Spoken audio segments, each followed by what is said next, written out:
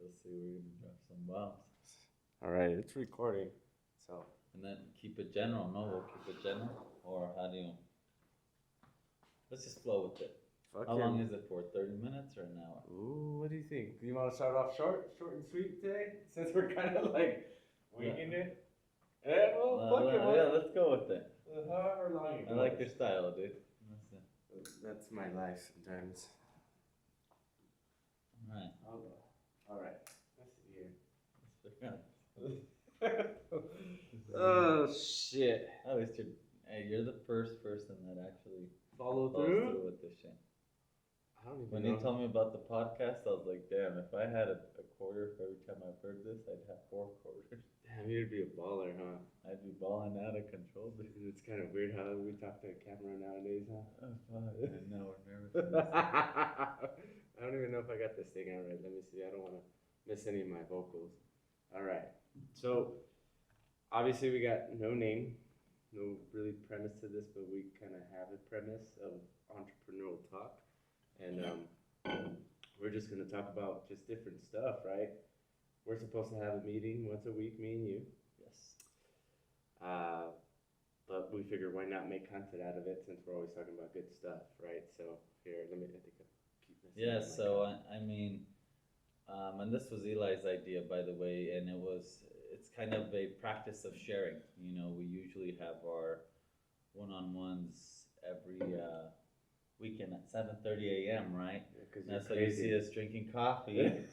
But we wanted to share stuff with you guys. So my name is Leo Munoz, and this is my name is Eli Nevares. So we're gonna start off by dropping some bombs for you guys, and we're just rolling with it. This is our first one, so the name will come to us, and hopefully you laugh at this first one on the second part that we do for you guys. That way we keep giving you golden nuggets. We might be a little bit more professional the next time.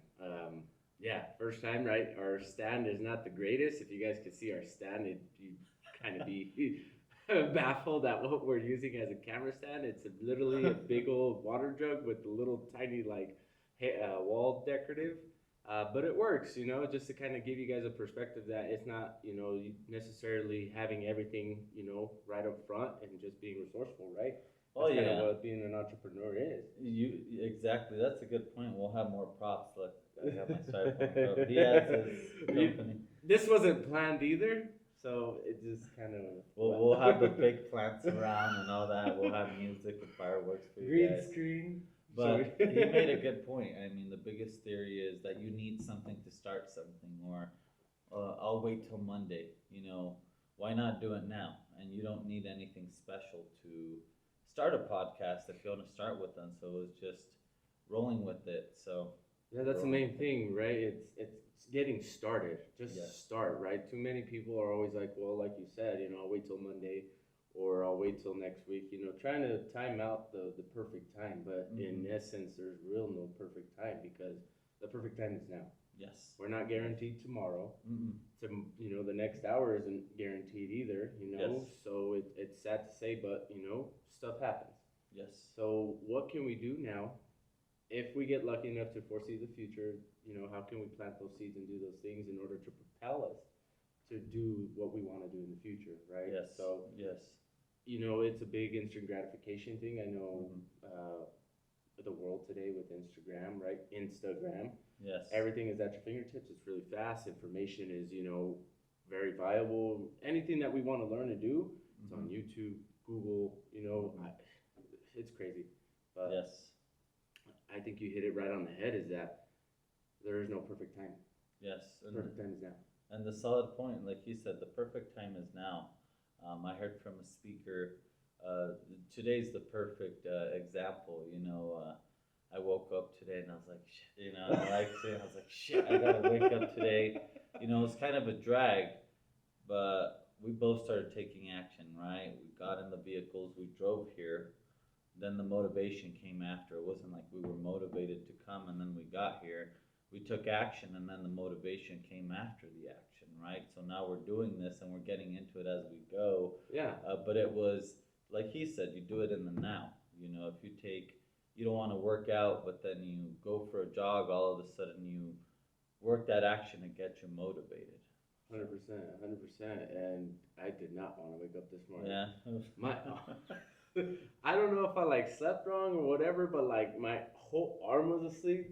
I thought it Oh was God, broken off. I had like it was one of those mornings. 29 having nightmares that my arm was falling off, so it was one of those things. Try it when you have your foot, when you're in a rush and you have one of your legs asleep and you're hopping around in the shower, waiting for the blood flow to get to your other leg. You're doing one of these things in the shower, dancing it off. The Macarena in there, man. I remember. I hit my face twice. That was, those were the college days. Do you man. take cold showers or do you take warm showers? You know what?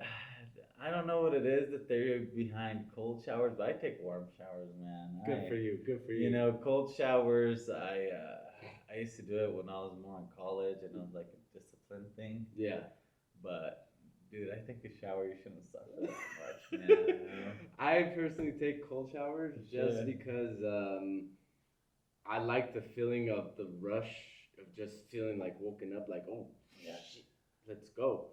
And I really like that. I don't understand the whole theories either. I get the science behind it, but Yes. I personally just like that rush. Maybe it's like a junkie thing. You get a high just getting The waking adrenaline. up. Yeah, the adrenaline rush. Because I am quite of a bit of adrenaline junkie. Background on me, I grew up skateboarding, Oh wow. doing like extreme sports like that. So I've always been the one to go out there and do the sports that are like boxing. I love full contact sports, and I guess that's why entrepreneurship was like a great thing for me because Yes. it is a full contact sport. Yes. And in essence, you are going out there getting kicked and punched in the mouth, by prospects, clients, whatever it is, Yes. life itself. But yeah, I guess that's maybe why I kind of like that because I like the The adrenaline cold. rush. Yeah, so Well, the cold showers, I mean, I heard they're better than warm showers.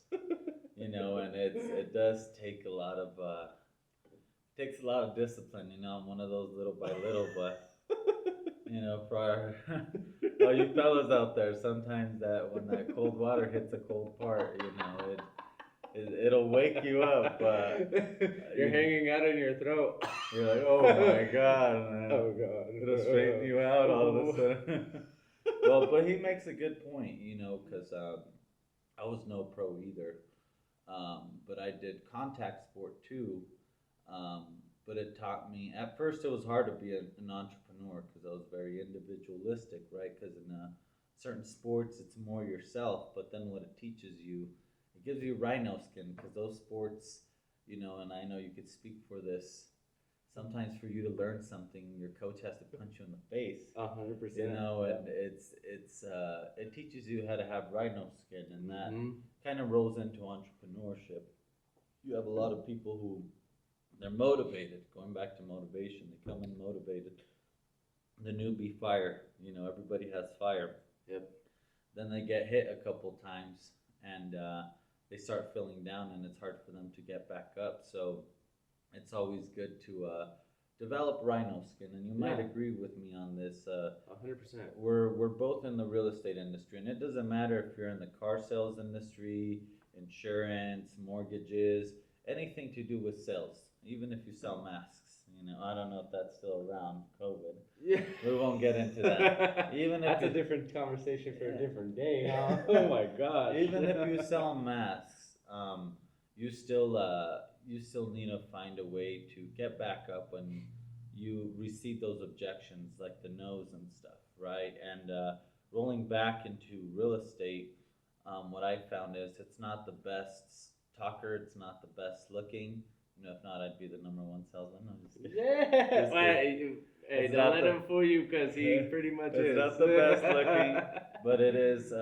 It's your mental toughness. It's how many deals you could take and keep going after the next one, right? Because we've had those. We could have a whole nother podcast about the deals from hell. And we will, because this is all of that, right? Us bringing the truth to light and just kind of talking about from experience, not really just talking about like the glamorous stuff, because what I find is that going back to what you said, and I harp on this so much on my social media, is discipline. You know, motivation is basically shit. You know, without the discipline, you're not gonna go anywhere because Mhm. what happens, you know, when it's cloudy outside, you want to stay cozy inside, Yeah. warm, just like we did this morning, I'm The sure. pumpkin spice Oh lattes my coming gosh, around. yep, exactly. And it's that discipline that gets you out of bed, that Mhm. tells you, hey, no matter what the day looks like, no matter how many times you get punched in the face or whatever happens in that day, Mhm.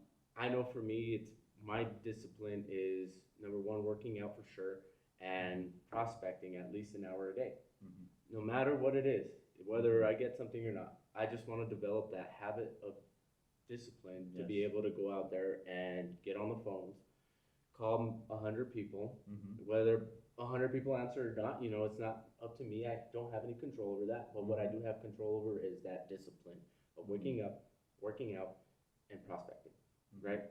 Because at the end of the day, we don't know what's going to happen within that hour, No. right? Somebody might just say, "Man, how did you know I was trying to sell a house?" I Yeah. only say this because in my few months of prospecting like this religiously, that has happened. People Mhm. have said, "How did you know I was trying to sell a house?" And I was just like blindsided because I was like, "I didn't know you are selling a house.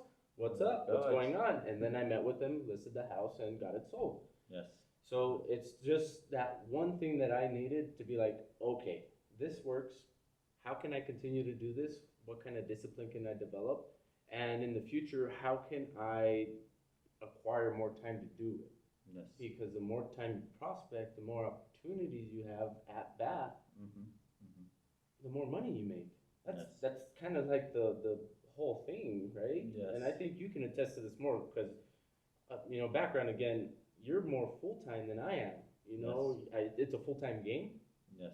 but that's all your bread and butter. Yes. I still have another job. You know, I work for the police department. You know, Yes. and you know, do real estate too as well. I don't treat them, you know, anything different because I dedicate myself 110% to everything that I do. Yes. Just because I feel like people deserve my best self, right? Mhm. And that's kind of what when we teamed up, I wanted to provide to you is, you know, my best self. You know, you're above me, which I love because we mesh well together, right? Yes. We're from the same background, we're from the same part of town, we went Mhm. to the same high school, Mhm. right? I'm a little bit more viejito than you, but that's okay. You got what you have above me is speed and time, Mhm. and you have gotten way farther than me, a lot of people that I know, you know, kudos to you because you kicked ass in the past, you know, 4 or 5 years that you've been in real estate, Mhm. and you've shooken some ground and you've made a name for yourself and your team, and that's kind of why I stand behind you. I respect you 100% because you didn't try to lead me on with like a facade. It wasn't like, check out this, right? My boy got a Rolex on while we're sitting here. Oh, I'm trying to hide it. You know, just having coffee, you know, drives around in a Raptor, and it's just like, I think I man, see your raptor out there too. we're not going to talk about that right now. But yeah, you know, it's very, very easy for you to sell me on why I should be, you know, part of what you're doing, Mhm. but you didn't sell me on those things. You sold me on like, what can I do for you? This is what I'm doing. And I was watching you from afar, right? This is kind of my like thing. I have a owl tattooed on my back for a reason. I watch and I observe, and I see what's going on, and I judge people's actions, and I see what they're doing, and then I, you know, approach them and I see what's up because I don't want to, number one, waste your time, Mhm. and of course my time either. But I want to be able to see what you're doing and add value to that. So me, right? I'm sure you get still contacted by a lot of freaking, you know, big top dogs that are like, hey, this is what we can do for you. Want to come and join our team? And it's just like sometimes it's like, man, you're again, Yeah. again. Well, and he makes a good point because, and I encourage all those. There's a theory that you can't be successful if you're part time, you know, and I challenge those that just heard Eli's story to reach out to him. Reason is, he just talked about his habits, and then he talked about being part time, and he's still really successful in his industry, which is real estate. And the reason is, I always tell people it's not how many hours you put in; it's how efficient you are with the time. So he's unapologetic. He wakes up and he hits the weights, right? Gets his mind going, gets his motivation going, his mindset.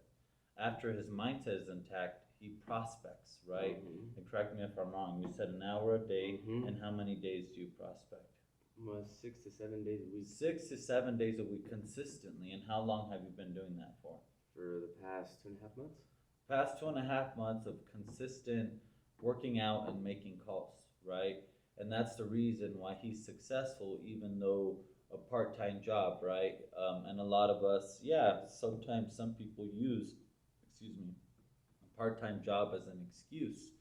Um, but he's efficient with his time. He's an apologetic. He wakes up, he hits the weights, right? Because he could say he has a job and he's an entrepreneur and he could be out of shape and find it excusable, right?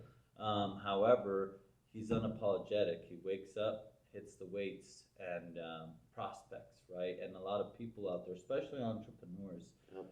I have some of them that approach me and say, well, I don't have good leads, or the market slowed down. The leads suck. The leads suck. The leads. Well, one of my favorite speeches is that from that movie, that Glengarry Glen Ross. The leads are weak. The leads are weak. The leads are weak. The fucking leads are weak. You're weak. And it's like the leads are weak, you're weak, you know. And the reason is the leads are not weak, right? Unless the data's completely wrong, and I've had some crazy emails entered, you know, with a lot of profane language. However, it's that consistency. People, you know, everybody would be successful in sales if you got one yes, right? You kind of got to look forward to the no, but prepare for the no, right? You always want to go for the win. However, a no is just a step closer to a yes, right? And it doesn't mean bug the shit out of people until they until we could cuss on this podcast, right? Yeah. Okay, all right. Yeah, we're real people, Well, right? I mean, most of the people that are going to be watching us, I'm sure there's some young guys and gals out there that are probably going to be watching us, but I mean, I don't know. Like I tell my kids, right? You guys can. My kids are 5 and 10, so just give everybody perspective out there. I tell them, and my wife is on board with this. You guys can cuss, so long as you use it in the right way. You know, you can't just be throwing maldiciones out here like, you know, like it's going out of business, right? It loses value. That's how I was when I first started cussing as a kid. I just started saying cuss words because I was every other sentence is an F-bomb. You're like James Allen Bob, huh? I got a good ass kicking. Me too. Yeah, Me too, bro. Don't worry. well, but you know, it's like going back. You know, it's staying consistent. You have to call every single day. You know, you have to keep your prospecting. I always, till this day, the priority, right, is prospecting. Yeah. Till this day, new business, right?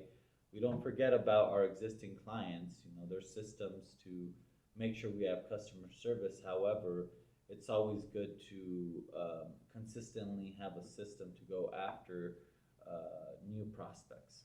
100%, and it comes down to, you know, that consistency. You know, backtrack to skateboarding. You know, that was one big thing that the guy that our team lead, I guess, at the time, used to tell us was consistency is king, right?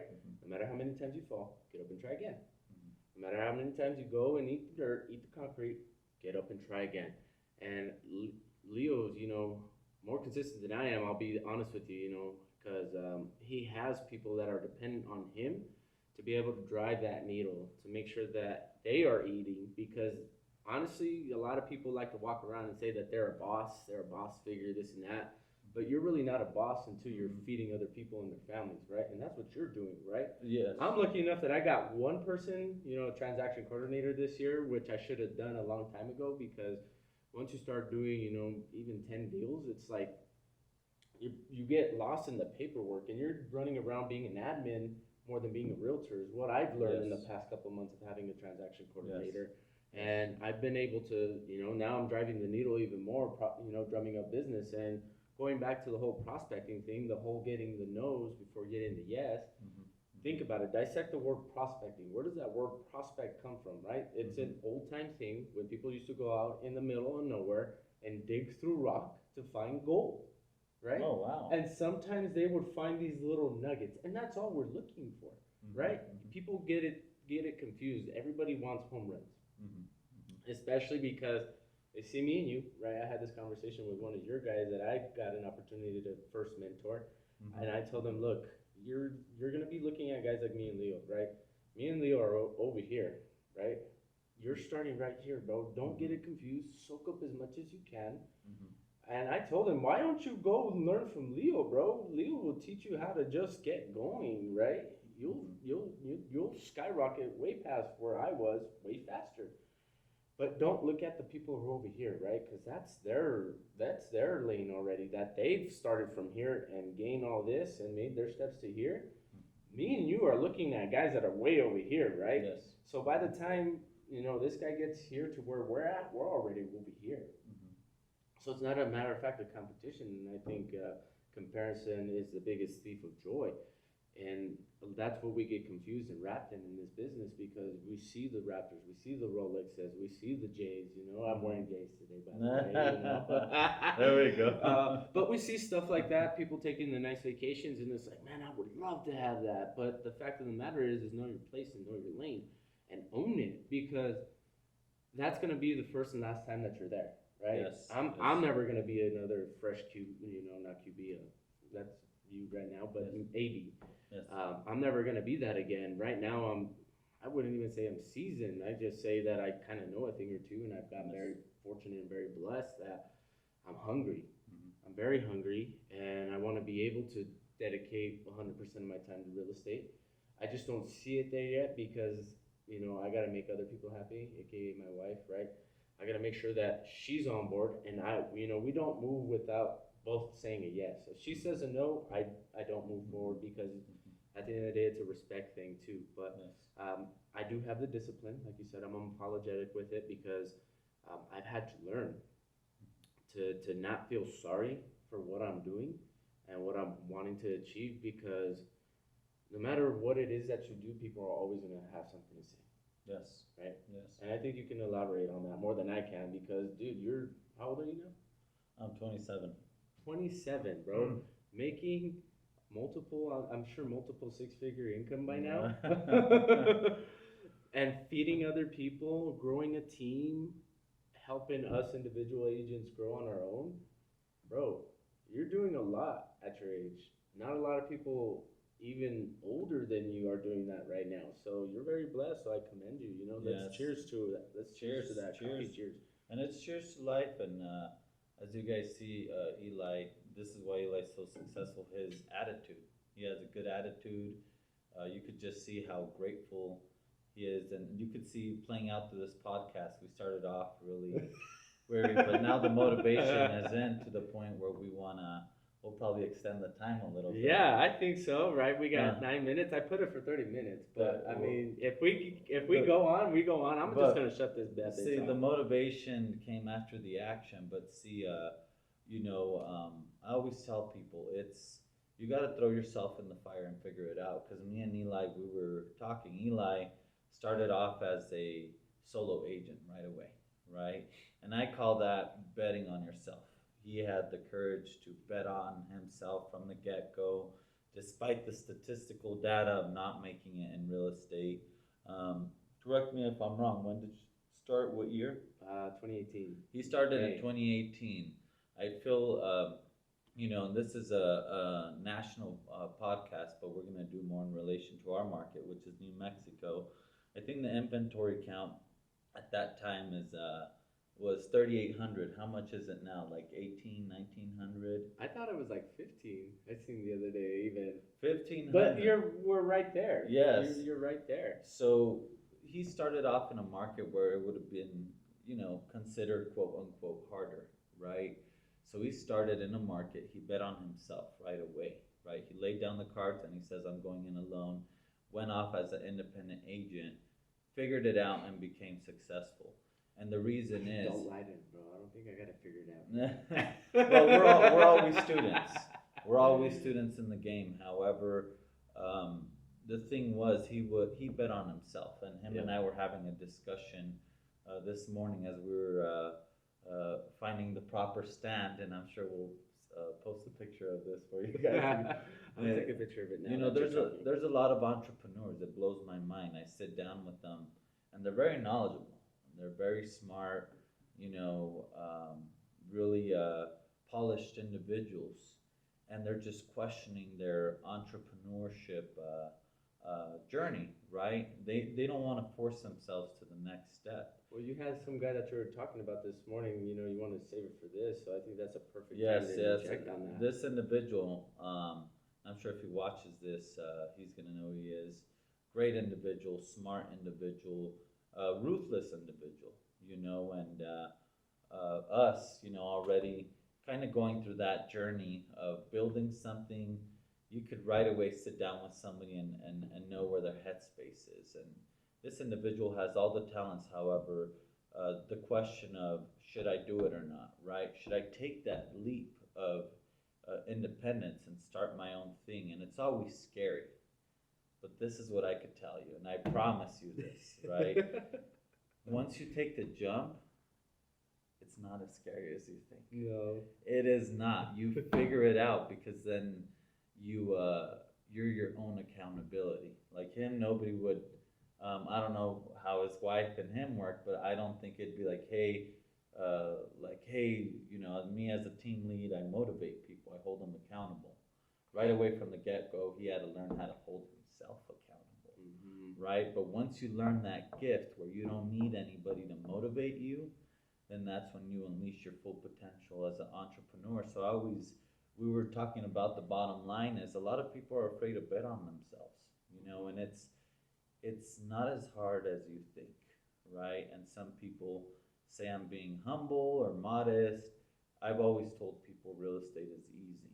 And I don't mean it because of the transaction side of things or anything like that. It's just if you're willing to dedicate the time and be efficient with your time, you're going to learn it. You're not going to become a millionaire right away like selling sunsets or real estate wars. But, Yeah. 1-2 deals, that's a win, right? You get 1 or 100%. 2 deals in that year, that's a win. The next year, you get 6, bigger win. You stay consistent, then you get 12, and then you start growing from there. And then before you know it, at first real estate was scary because then it was like that one check, that 1 month. But then after a while, I was used to the job mentality. Yeah. It was a check bi-weekly. I was like, okay, this is feeling like a regular job. And I was like, holy shit, a check weekly. The last time I got a check weekly, I was flipping burgers at Blake's Lottaburger. Raise your hand if you know Blake's Lottaburgers. Yeah. It's a really good burger joint, even though the burgers are smaller now. But I was Yeah. proud to work there. But that was the last time I got weekly checks. But then it hits you when you have 2 closings in a week, and you get 2 checks, and you're like, man, these are the fruits of entrepreneurship. And just to be transparent, right? Those 2 checks, for some people, that's probably months of work, right? Yes. At an hourly job. Yes. But the problem is that, people only see that. People don't see the times that you had to wake up early, had to stay late, had to make, one more call, had to deal with the person who was disgruntled. It wasn't just a week thing, it was a period of days that you had to earn this. Now we're in a position of talking about we're not trading our time for money. We're trading our knowledge, right? That's why as brokers, we obtain so much knowledge and people come to us and the favorite old question, how's the market doing? Yes. What's going on with the market? And the problem, and that's, there's substance there. And you start to dissect that and you're like, oh shit. They're asking me because of knowledge. People are coming and paying me because of what I know and what can I do, right? We Yes. orchestrate a majority of the deal, Yes. but the thing is that we can't discount how much we actually know, Yes. right? Because Amen. we're always learning new strategies, new tactics. Hey, what are sellers looking for? And it's always kind of like a shot in the dark, but it is a strategy that we are building and working on. Sometimes, especially right now in the shifting market, we're trying to figure out how can we help a seller sell their house, because there is a lot of sellers out there right now that are living up in the sky. We got to bring them back down to reality and Yes. realize, like, hey, it's not summer, 2022, 2021 anymore, right? Yes. We're going into fall, winter months of 2022. Interest rates are high. Yes. Buyers have digressed. How are you going to be motivated enough and aggressive enough to sell your house.